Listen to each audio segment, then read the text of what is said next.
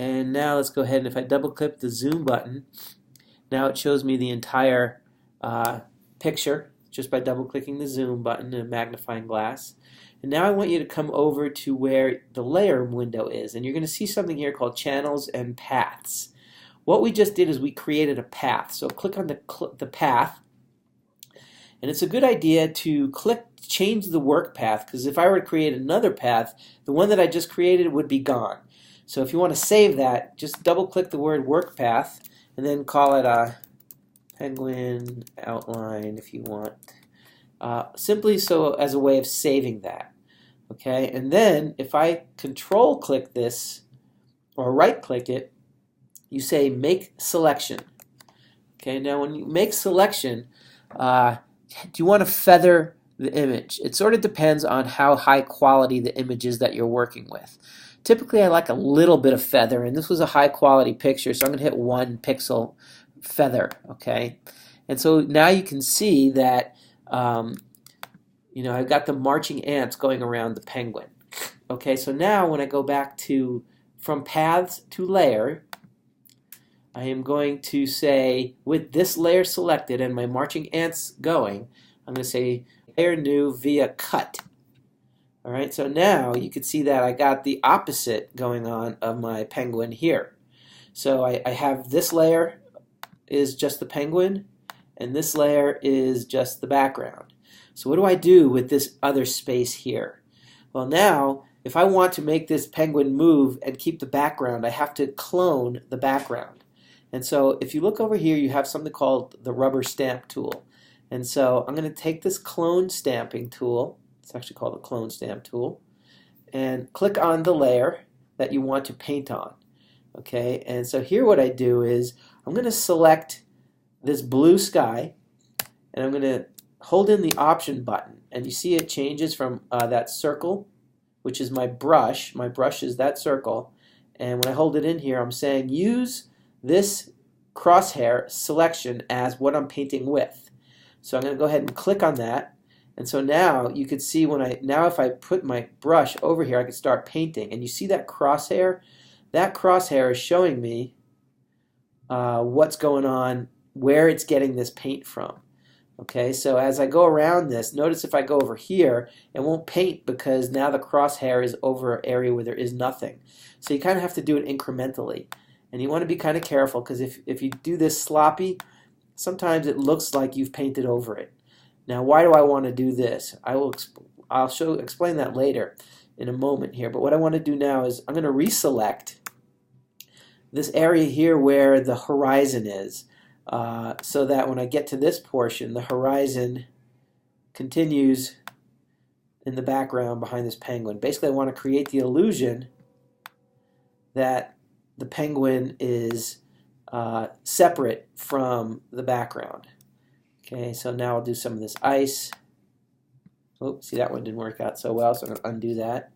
So I'm going to go back a little bit over here and make my selection from here.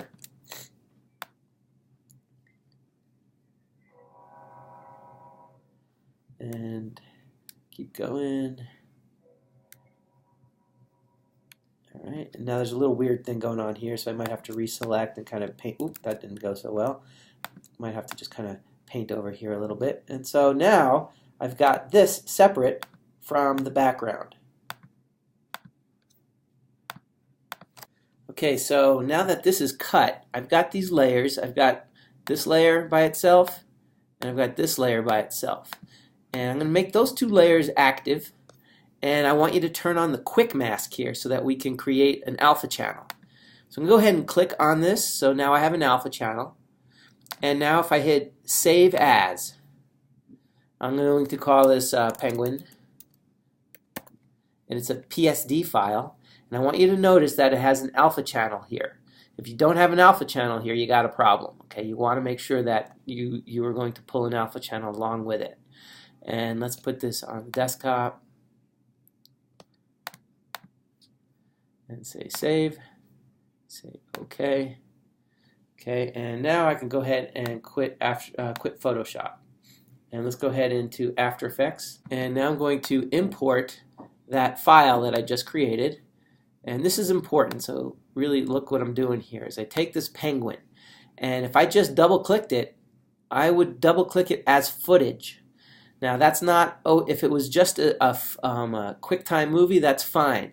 But when you are dealing with individual layers and you want those layers to come with you, then you have to change this from footage to composition. Okay, if you don't do that, you're not going to get your layers. So I say open, and I want to make sure that it's editable. So leave that as editable. Don't let them merge them, and say OK. And notice what it does is it made a composition, but it also gave me my individual layers. All right. Now I don't want you to double click this and use this as your composition. Why? Because that picture is going to be some random size imagery. It's 1280 by 864. That doesn't do us any good. All right. So let's go ahead and we can even cancel that and just delete that whole thing right there. All I want are the layers. So I'm going to say new composition, 1920 by 1080. Perfect. Okay, now I'm going to take a look at these individual layers. I want the penguin layer and I want these layers. Let's go ahead and rename it. Okay, this is going to be penguin, whoops, type penguin with alpha.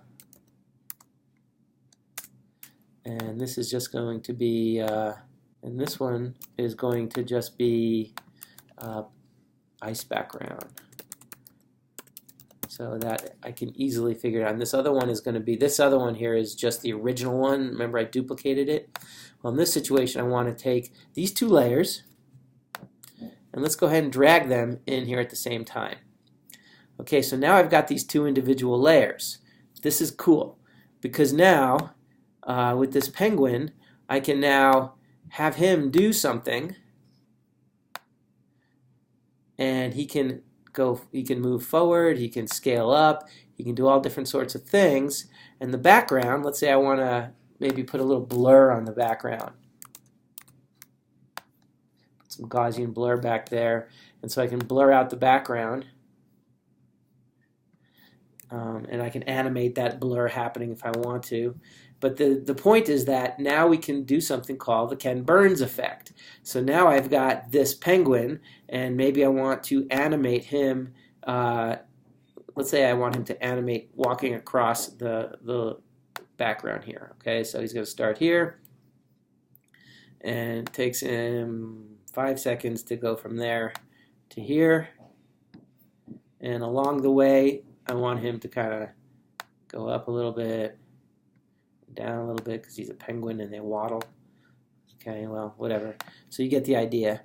Now you can kind of see that the penguin is going to be able to be animated along this path.